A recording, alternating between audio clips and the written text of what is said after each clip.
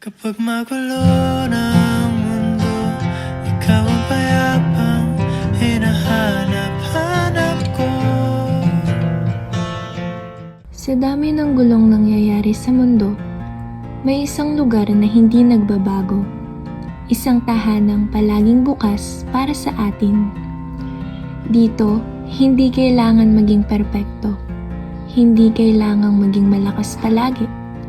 Dito, sapat na ikaw at tinatanggap ka. At habang lumalapit tayo, natututuhan din nating maglingkod.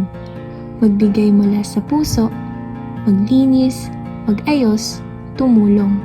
Hindi dahil kailangan, kundi dahil mahal natin ang Diyos na unang nagmahal sa atin. At kapag hindi na natin alam kung saan tutungo, may isang lugar na lagi nating babalikan. Ang lugar kung saan tayo tinatanggap, tinutulungan, at minamahal. Sa dami ng nangyayari, saan ba ako lalapit? Kundi sa'yo lang ako kakapit. Kapag magulo ng mundo, ikaw ang payapang hinahanap-hanap ko.